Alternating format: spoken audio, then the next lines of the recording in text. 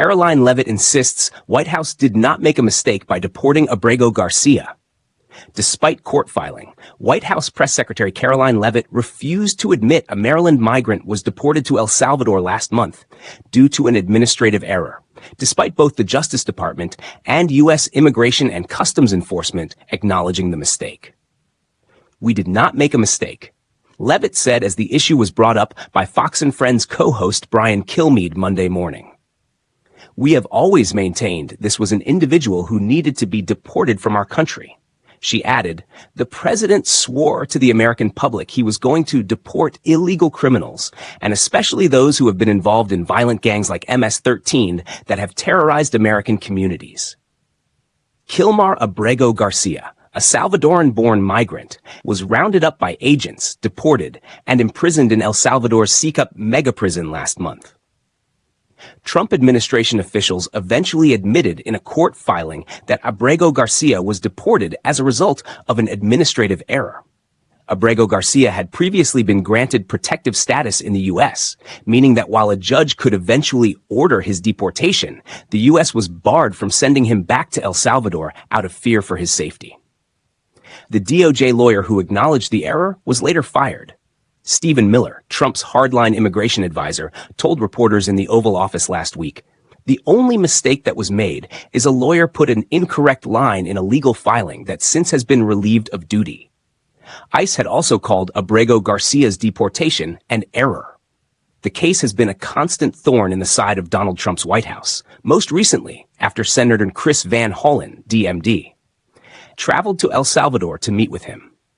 Leavitt has warned repeatedly that Abrego Garcia will not be returning to the U.S., despite efforts by Democratic lawmakers and court orders to do so, citing his alleged connection to the bloodthirsty MS-13 gang.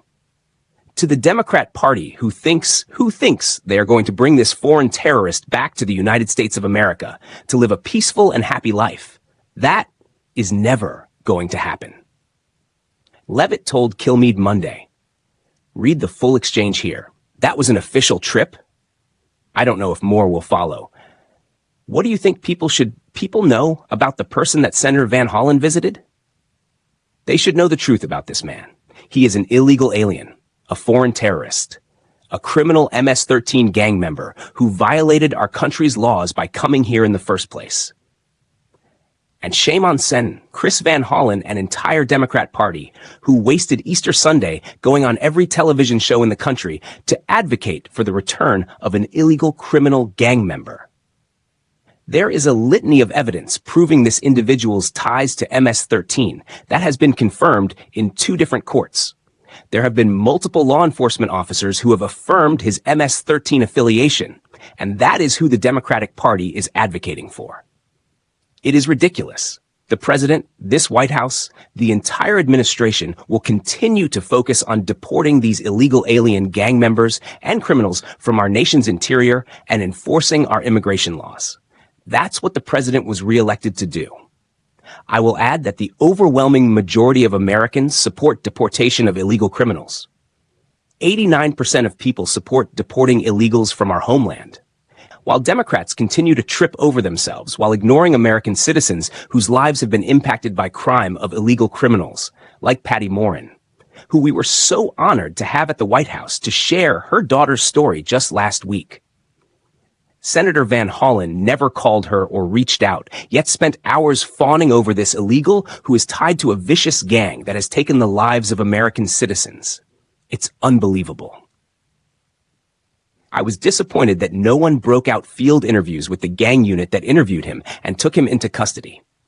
They said he had tattoos, wearing the Chicago Bulls hat, and an informant who they still trust who said he had a ranking in MS-13. They never talked about the trafficking case that for some reason no luggage going from Texas to Maryland.